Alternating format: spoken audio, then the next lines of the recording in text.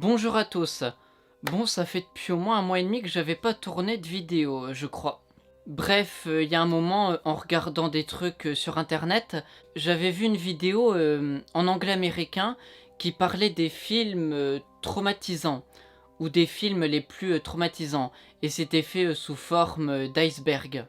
L'iceberg en question n'est pas officiel puisque n'importe qui peut en faire un, mais c'est quand même de loin celui le plus intéressant que j'ai vu, puisque déjà il était varié à un point inimaginable, et en plus globalement j'étais d'accord avec le choix des films et le fait où ils étaient situés.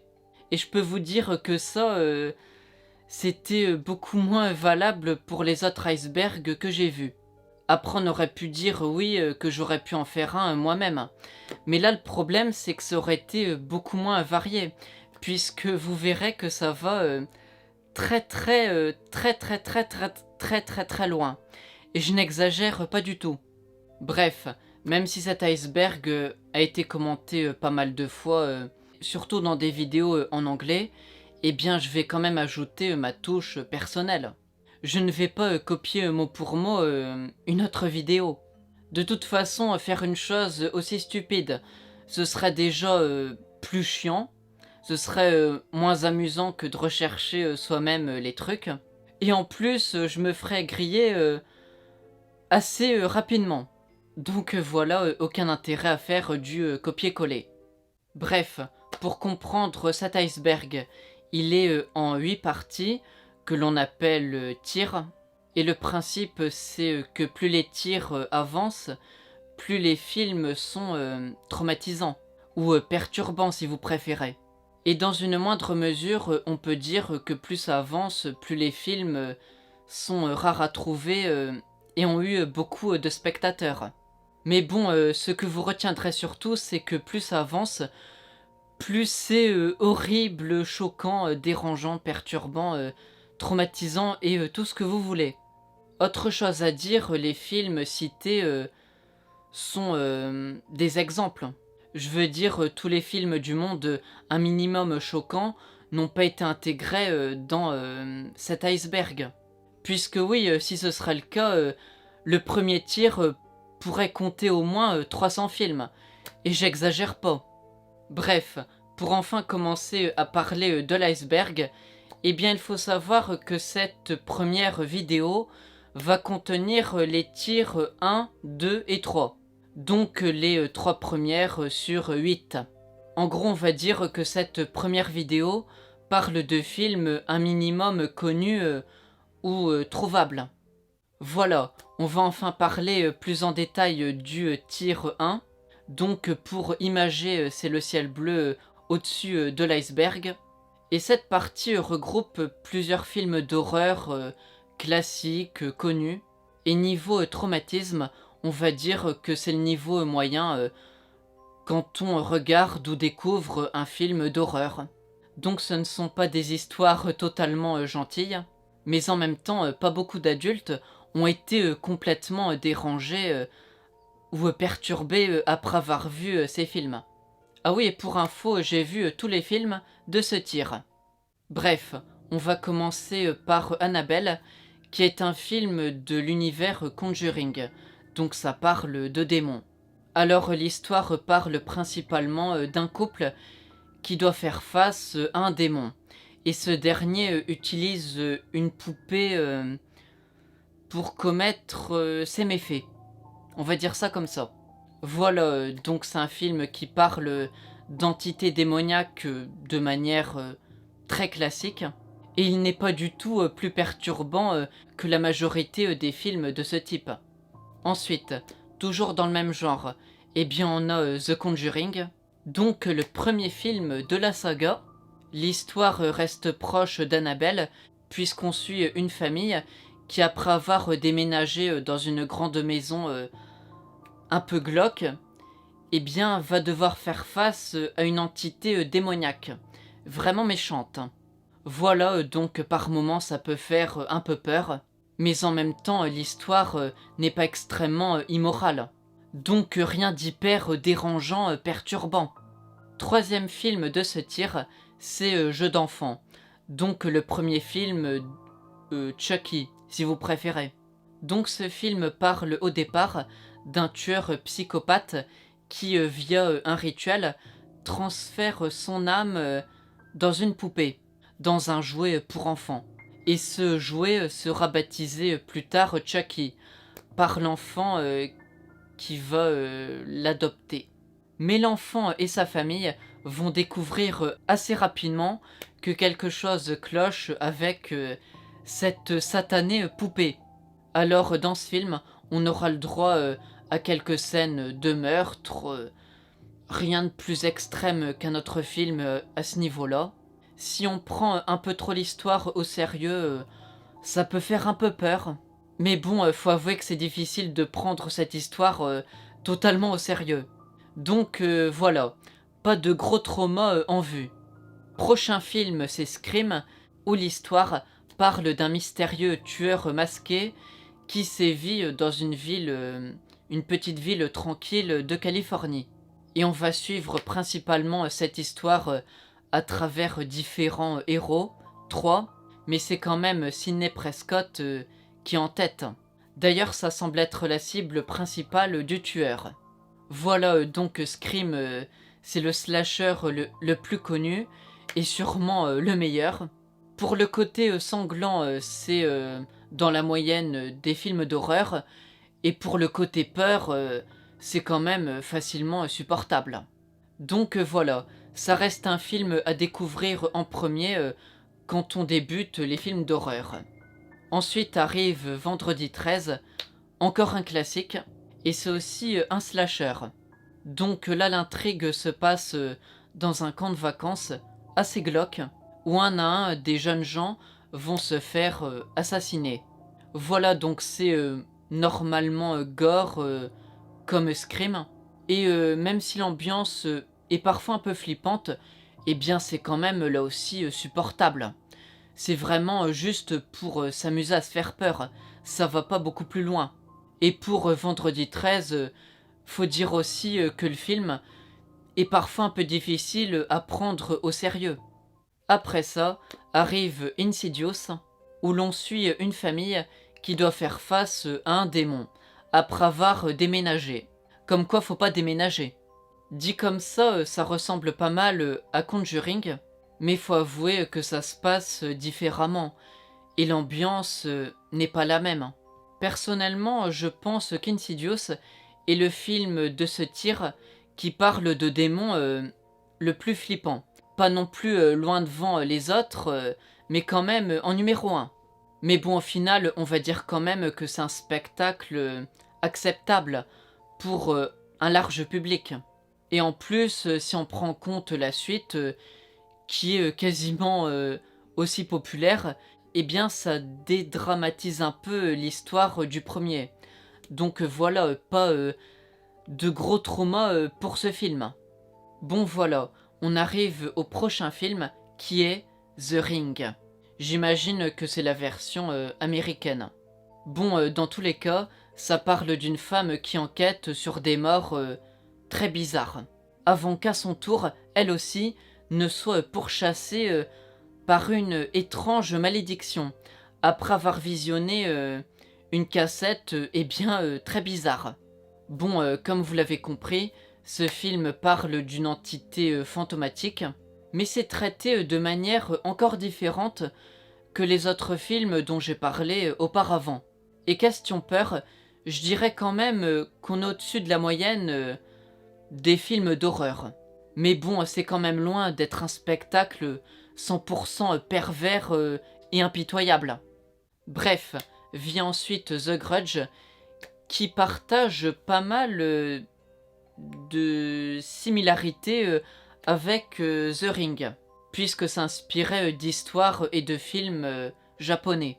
Et pour le cas The Grudge, on suit aussi une femme qui enquête sur des morts, et bien là aussi bizarres. Et au bout d'un moment, elle va de plus en plus être confrontée avec deux entités fantomatiques très dangereuses.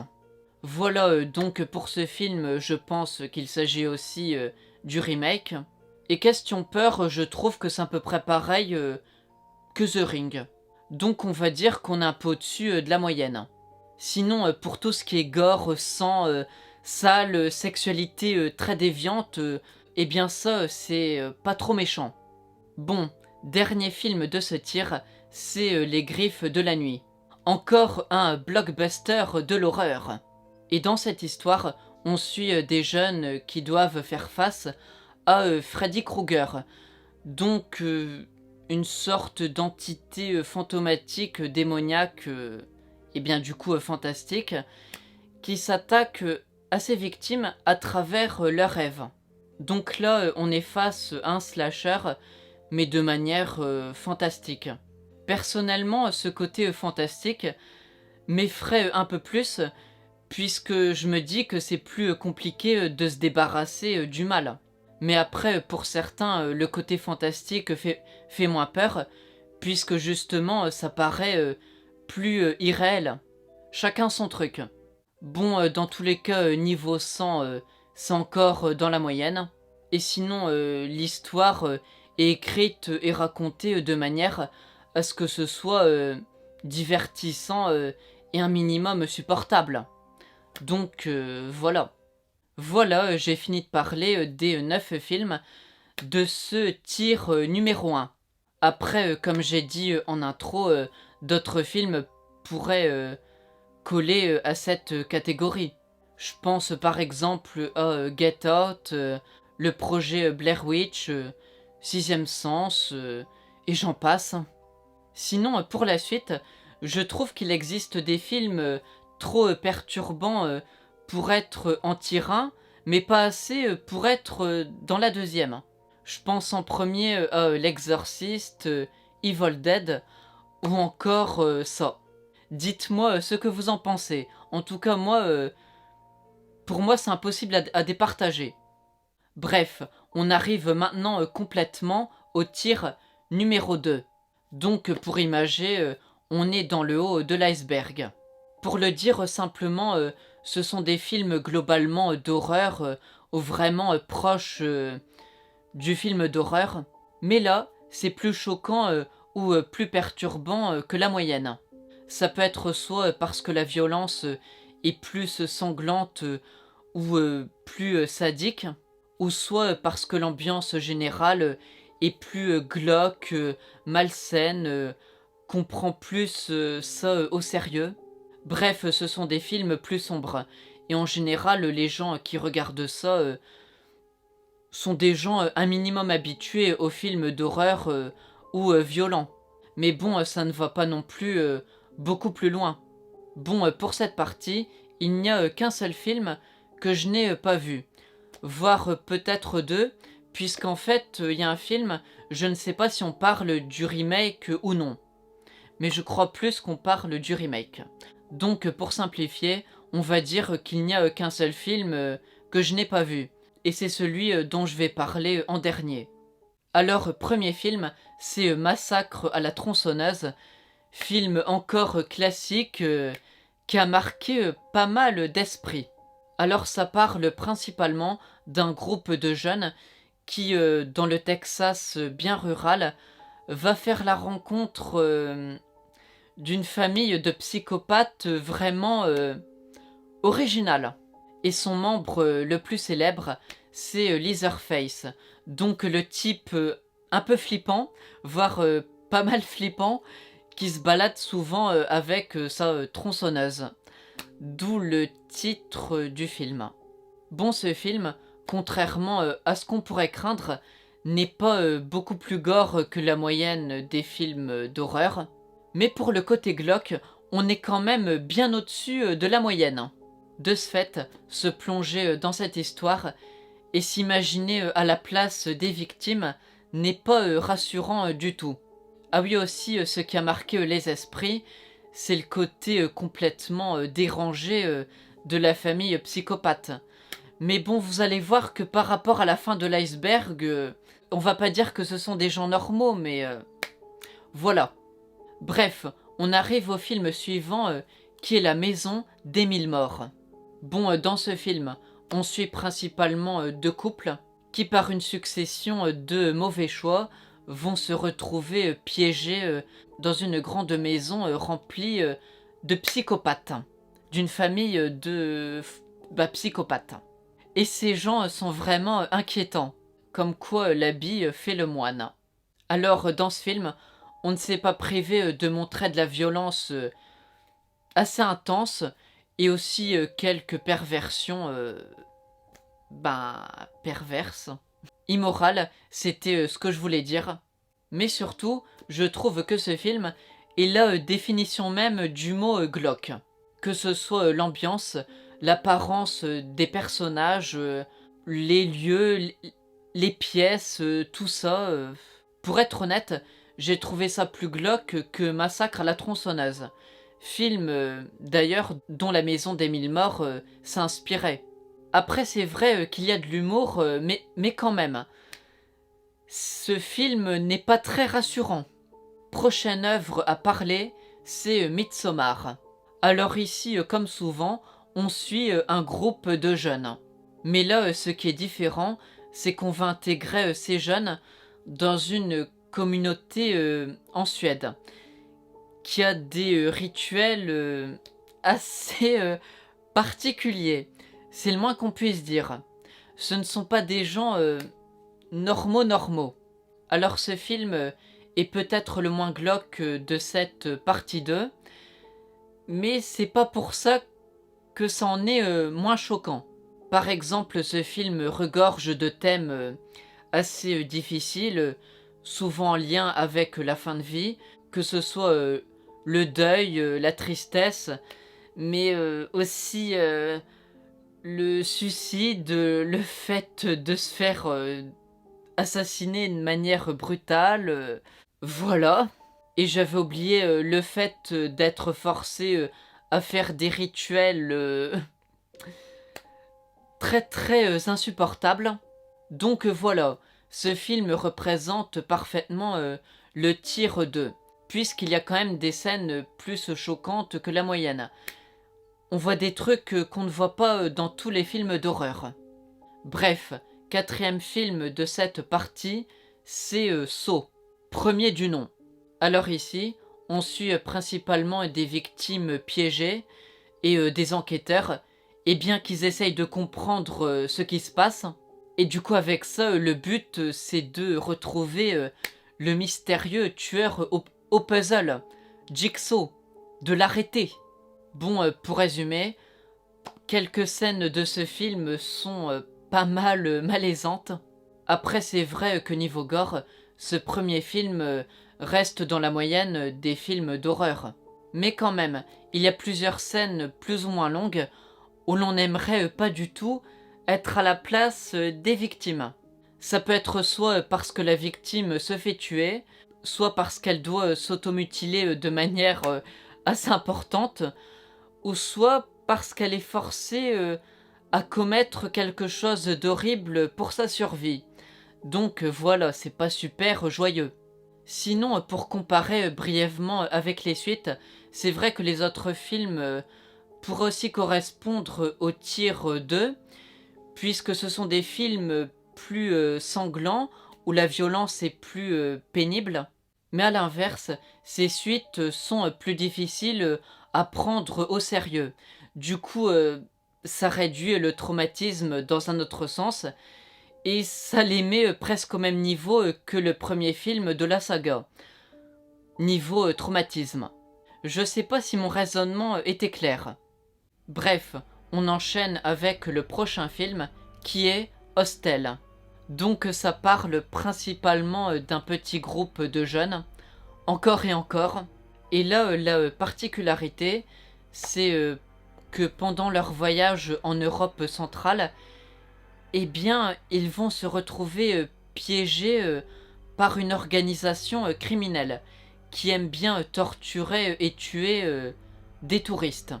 Bon, ce qui est traumatisant ici, c'est sans surprise tout le côté gore, sanglant, torture porn. Puisque oui, le fait de s'imaginer à la merci d'un sadique qui peut faire tout ce qu'il veut sur nous, c'est pas très agréable. En plus de ça, on peut noter qu'il y a dans l'ensemble une ambiance un peu glauque, oppressante. Mais bon, faut dire que le petit côté humoristique et un peu absurde de certaines scènes fait un peu retomber le traumatisme.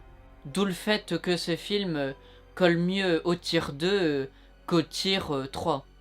Maintenant, il est temps de parler de The Human Centipede First Sequence.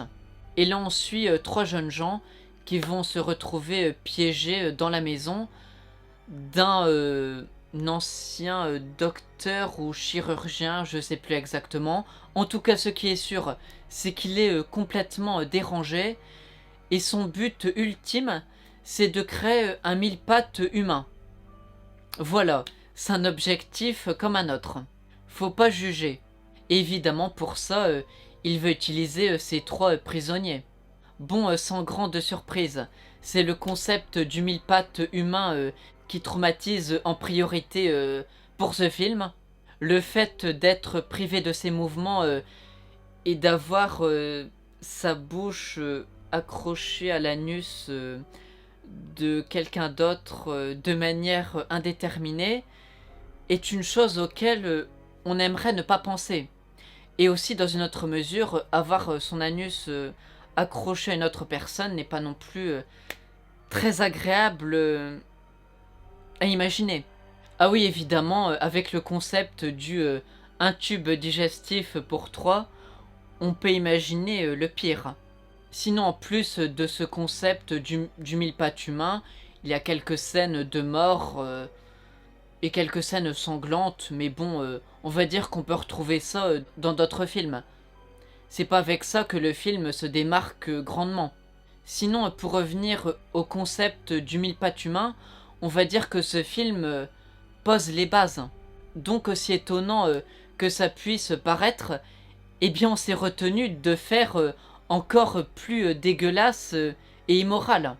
Et sinon, en plus de ça, il faut dire qu'il y a un certain second degré qui rend l'expérience pas 100% cauchemardesque. Mais bon, c'est un peu cauchemardesque quand même, hein. Bref, vient ensuite La colline à des yeux, où là je n'ai vu que le remake. Et pour l'iceberg, je ne sais pas si c'est le film original ou le remake ou reboot qui est mentionné. Puisque oui, faut dire que le film des années 2000 est au moins tout aussi connu que le tout premier film. Bref, pour choisir, je prends le remake reboot puisque c'est le seul que j'ai vu. Bon, dans ce film, on suit un groupe de gens qui sont partis dans le désert en road trip, Faites pas gaffe à la prononciation. Et il me semble qu'ils sont en camping-car. Bon, dans tous les cas, sur place, au milieu du désert, ces pauvres gens vont se retrouver piégés par un groupe de personnes humanoïdes très bizarres et surtout dangereuses. Faut avouer que ça fait longtemps que j'ai vu ce film, mais j'en garde un souvenir assez intense. Je me rappelle que c'était assez flippant, qu'il y avait des scènes de meurtre assez hardcore. Du moins, c'était il y a quelques années. J'étais peut-être un peu plus sensible. Bref, en tout cas, ce qui est sûr, c'est que même avec le regard d'aujourd'hui, c'est une histoire pas gentille du tout. À mon avis, le film des années 2000 doit être plus choquant que celui des années 1970. Sinon, malgré de nombreuses horreurs, le fait qu'il soit en tier 2 au lieu de la 3 n'est pas totalement illogique. Puisque bon, faut dire que l'histoire en entier n'est pas 100% immorale. Alors voilà, on arrive maintenant au seul film de ce tier que je n'ai pas vu, qui est Tusk. Alors, d'après ce que j'ai compris, ce film parle principalement d'un homme qui est parti interviewer un ancien marin vivant dans un grand manoir. Mais en fait, le journaliste podcasteur sera piégé, puisque l'ancien marin va le séquestrer et va vouloir petit à petit transformer son corps en celui d'un morse. Donc là, on aura le droit au concept du body horror, mais de manière un peu bizarre. Bien que le body horror, c'est bizarre de base. Mais bon, ce sera encore plus étrange. Après, j'ai vu aussi que ce film est un peu comique. Ce qui fait qu'il n'est pas peut-être totalement traumatisant. Ou du moins, il est moins que si ce serait totalement sérieux. Mais n'empêche, l'histoire est assez malaisante. Voilà, j'ai fini de parler des 8 films du Tier 2. Et globalement, je suis d'accord pour dire que ce sont des films plus choquants ou traumatisants que des films d'horreur ou sombres classiques. Sinon, pour imaginer d'autres exemples pouvant appartenir à cette catégorie, eh bien je dirais que Terrifier, Rec ou encore Haute Tension ferait bien l'affaire. Cela dit, le nombre d'exemples qu'on peut imaginer sera quand même plus faible que pour le premier tir. Bref, on entre maintenant dans le troisième tir ou partie si vous préférez. Et là, hop, on arrive déjà sous l'eau. Mais bon, l'iceberg est toujours là. Bon, pour comprendre, ce tir regroupe des films chocs ou extrêmes, mais toujours accessibles ou un minimum connu pour un grand public. Après, quand je dis accessible, c'est dans le sens que c'est un minimum connu et qu'il ne faut pas faire de recherches bizarres pour tomber sur ces films. D'ailleurs, je pense que tous les films de ce tir ont déjà été diffusés dans des cinémas. Mais bon, après, c'est sûr que ce sont des films qui vont pas être autant vus que des blockbusters. Et oui. Ah oui, et toujours pour comprendre où on se situe, eh bien il faut savoir que les films de ce troisième tir sont pour beaucoup considérés comme les plus choquants qu'ils ont vus. Et pourtant, on est qu'à la partie 3 sur 8. Donc imaginez la fin. Ou plutôt, faut même pas imaginer puisque c'est inimaginable. Bon, pour revenir au tir 3, eh bien les films que j'ai vus diminuent encore, puisque sur 10, j'en ai vu 6. Et sinon, comme j'ai fait avant, eh bien je vais commencer par les films que j'ai vus, et à la fin, eh bien je parle de ceux que j'ai pas vus. Logique. Bref, pour commencer, on a Pink Flamingos, ou Flamingo. Et c'est une œuvre, on va dire, loufoque. En gros, l'histoire parle d'un personnage nommé Divine qui vit avec sa famille. Et dernièrement, des journaux l'ont qualifié de l'être vivant le plus dégoûtant ou répugnant qui existe. Mais Divine et sa famille sont fiers de ce titre. Cela dit, un couple jaloux de ce titre vont eux aussi commettre des actes répugnants ou immoraux dans le but de gagner ce titre, de l'être le plus répugnant sur Terre. Bizarre comme histoire. Alors ce film, même s'il est américain, est l'exact opposé et bien du puritanisme présent dans beaucoup d'œuvres américaines. On va voir le droit à des scènes pas du tout, mais alors pas du tout pudiques. Et surtout, ce qui marque encore plus, c'est la sexualité plus ou moins déviante. Mais bon, le côté humoristique du film rend l'expérience supportable. Sinon, on a aussi des thèmes plus sombres, comme le trafic d'êtres humains, des meurtres. Mais c'est pas vraiment à prendre au sérieux. Globalement, on aurait pu se dire que Pink Flamingos devrait plutôt appartenir au tir numéro 2. Mais il y a deux scènes qui confirment sa place ici. Déjà, il y a une scène semi-zoophile qui est réelle. Je ne blague pas.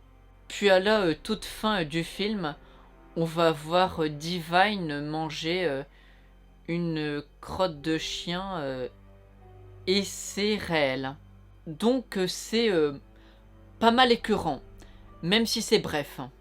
Bon, on passe au deuxième film qui est The Human Centipede 2, Full Sequence ou Full Sequence. Donc en gros, dans ce film, on suit là aussi un type hyper dérangé qui veut créer un mille-pattes humain. Pour faire simple, ce deuxième film est un prétexte pour reprendre le concept du Human Centipede, mais en le rendant le plus abject possible.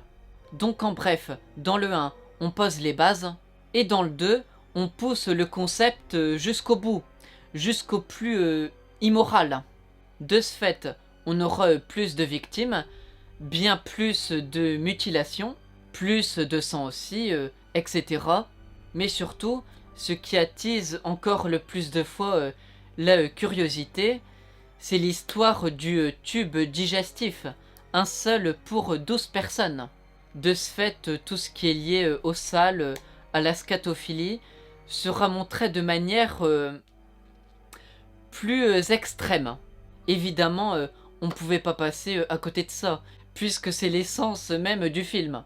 Ah oui, et en plus de ça, histoire d'utiliser son imagination morbide au maximum, il y a des horreurs purement gratuites qui sortent de nulle part, qui sont juste là pour nous choquer.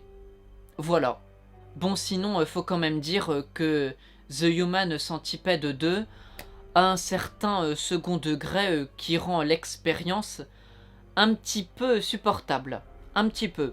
Mais bon, rassurez-vous, faut quand même avoir en tête que l'histoire a été imaginée pour être la plus dégueulasse et immorale possible. Ou presque. Après ça, je vais parler de Serbian Film. Un grand classique des tops des films les plus traumatisants. Alors, dans cette histoire, on suit la vie d'un homme, une ancienne star du porno, qui après avoir signé un contrat avec un type un peu bizarre, eh bien va se retrouver confronté et être acteur d'un snuff movie. Donc ce sera pas la joie du tout. Alors ce film a beaucoup fait parler, puisqu'il met bien en avant plein de crimes sexuels plus ou moins montrables dans un film, même considérés comme choc. Bon, évidemment, la notion du consentement est un concept assez abstrait dans ce film. Du coup, on va avoir le droit à de nombreuses scènes de viol, d'abus sexuels. Sinon, en plus original, on n'hésitera pas à montrer de la pédopornographie, de la pédophilie, de la nécrophilie et de l'inceste. Rien que ça. À cela, faut ajouter des morts parfois très sanglantes ou très bizarres. Et voilà, on a Serbian Film. Bon, comme vous l'avez compris, vu les thèmes impliqués, eh bien, on peut pas vraiment prendre ce film comme un simple divertissement.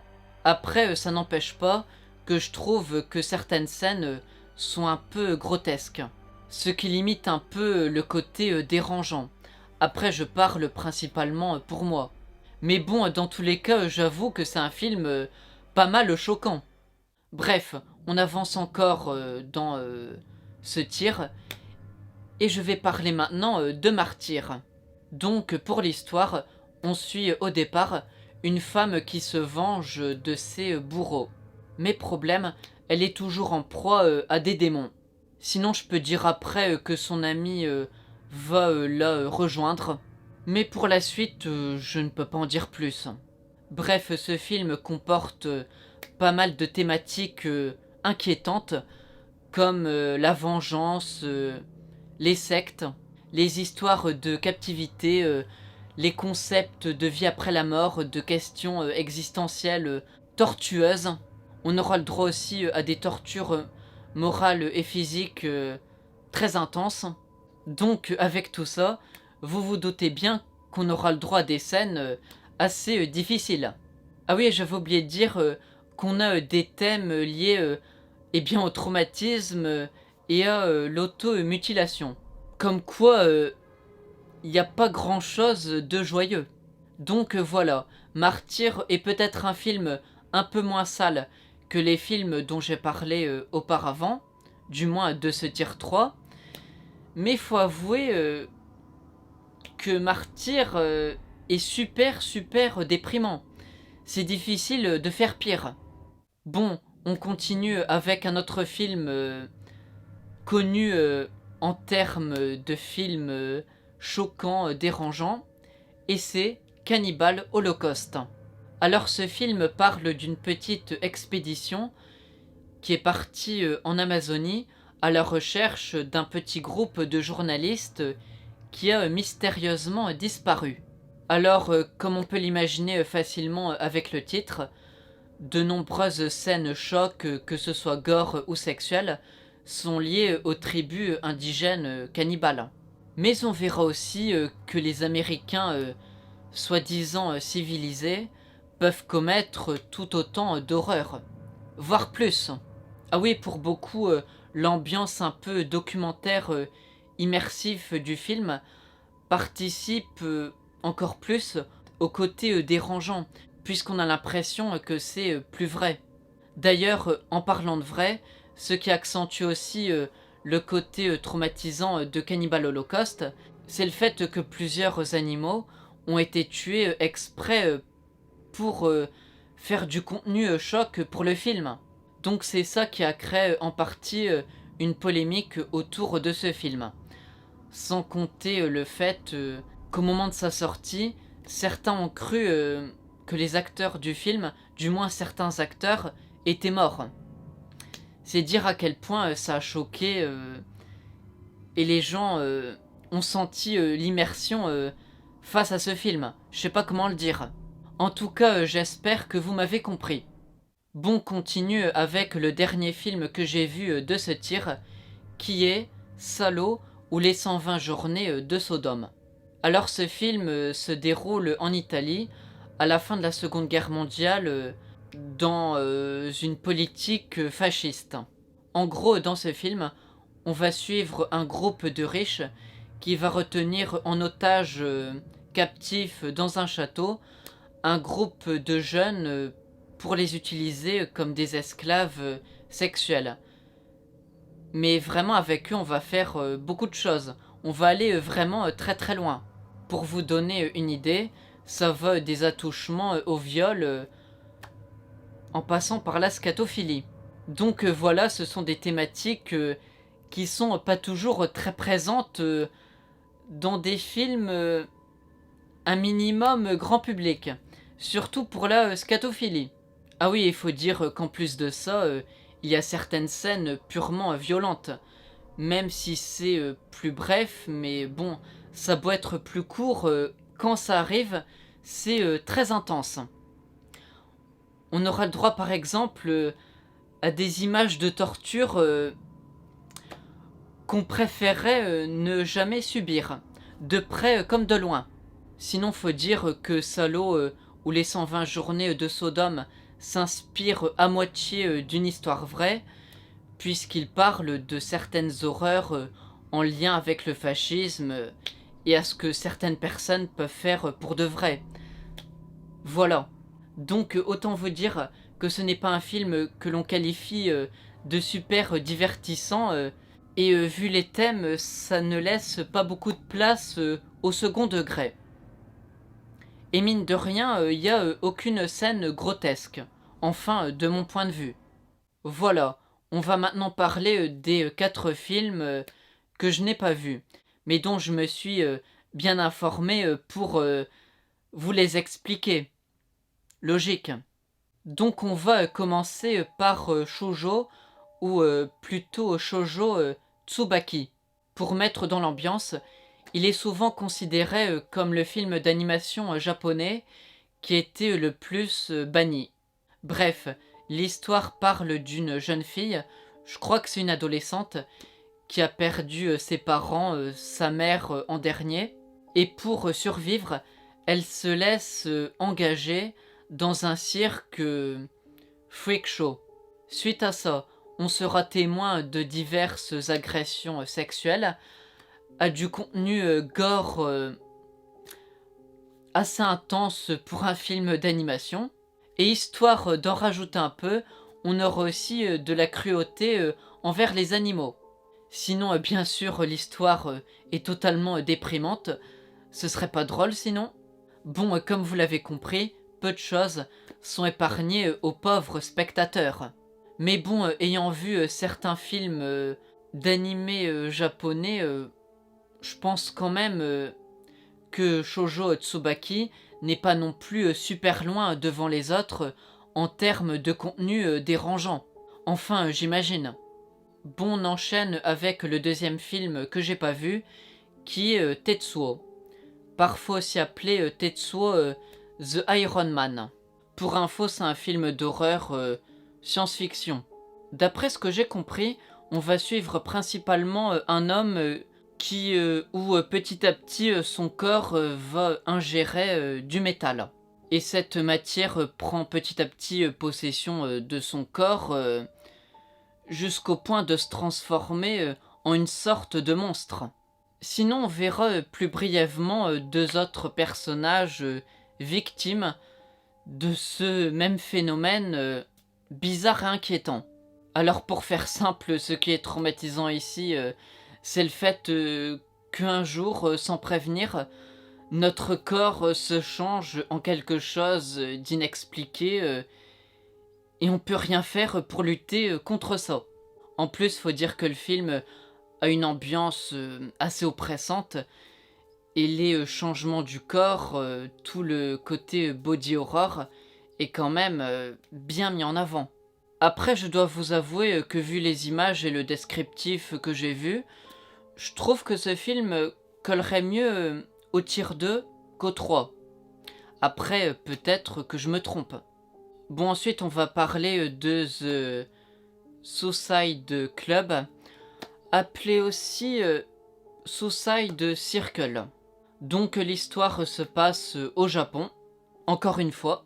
Et là, en l'espace de quelques jours, eh bien, on va voir que plusieurs suicides vont avoir lieu. Et parfois, ce sont des suicides de masse. Donc, c'est très bizarre. Donc, voilà, ça va donner plusieurs images gore et choc. Ah oui, et pour continuer l'intrigue, eh bien, en fait, il est possible qu'une organisation criminelle soit derrière tout ça. Et j'en ai absolument aucune idée de comment ils peuvent faire ça. Bref, dans ce film, en plus de voir juste plein de sang, eh bien ce qui peut être assez perturbant, c'est le thème du suicide, qui est quand même assez bien mis en avant. Après, peut-être que pour les victimes, c'est pas 100% volontaire, mais mine de rien, en tant que spectateur, on va quand même des gens mettre fin à leur vie. Voilà, on finit le tier 3 avec le film The House That Jack Built. Donc là, on suit principalement un tueur en série qui raconte plusieurs des crimes qu'il a commis. Et lui, il compare tout ça à une sorte d'œuvre. Alors faut dire que ce film parle de tueur en série, mais de manière pas très classique. Le tueur est le héros du film, en quelque sorte. Et ce film, contrairement à beaucoup d'autres qui parlent de tueurs en série, eh bien, ne sera pas là pour vous dire qu'est-ce qui est bien et qu'est-ce qui n'est pas bien à faire. Donc, ce que je veux dire par là, c'est que dans The House That Jack Built, il n'y aura pas de morale qui sera là pour accompagner et rassurer un minimum le spectateur. Sinon, bien évidemment, toutes les horreurs ne sont pas du tout censurées. On ose aller jusqu'au bout du concept. Par exemple, on mettra bien en avant des enfants tués, ce qui est assez rare. Après, c'est vrai qu'il y a un côté comédie noire, un peu parfois fantastique ou burlesque, mais ça ne serait pas du tout suffisant pour faire passer ce film comme quelque chose de gentil. Voilà, j'ai fini de présenter les 10 films du tier numéro 3. Mais après, on pourra encore trouver d'autres exemples qui rentreraient dans cette catégorie. Par exemple, Irréversible, Antichrist ou Maniac rentreraient bien dans cette partie. Sinon, peut-être qu'on peut imaginer encore d'autres exemples, mais faut dire que le nombre de films possibles commence à devenir de plus en plus petit. Quand on compare au tir 1 et même 2, on voit que ça rapetisse. Ah oui, et en plus de ça, il faut dire aussi que ce tir 3 est la dernière partie qui montre des films facilement trouvables. Tout ce qui va suivre dans les deux autres vidéos sera plus mystérieux. Enfin, pour la très grande majorité. Et ça, ça veut dire aussi que jusqu'au tir numéro 3, eh bien on pouvait un peu se rassurer en se disant qu'on n'était pas les seuls spectateurs face à ce genre de film. Mais bon, comme vous allez le voir par la suite, ce petit côté on peut se rassurer en se disant qu'on n'est pas seul va disparaître. Par contre, faut quand même dire que même dès la tier 3, eh bien il y a des choses pas trop acceptables qui ont été faites. Quand je pense à ça, je pense principalement à la réalisation. Et les films qui me viennent en tête en premier, ce sont évidemment Cannibal Holocaust et Pink Flamingos. Et j'ai déjà expliqué pourquoi, ou du moins vous l'avez deviné. Voilà, j'ai fini cette première vidéo sur l'iceberg des films traumatisants ou dérangeants, ou perturbants. Choisissez le mot que vous voulez. Bon, dans tous les cas, j'espère que ça vous a plu et que vous êtes prêts à regarder la suite. Bon, eh bien, je vous dis à bientôt pour la vidéo suivante.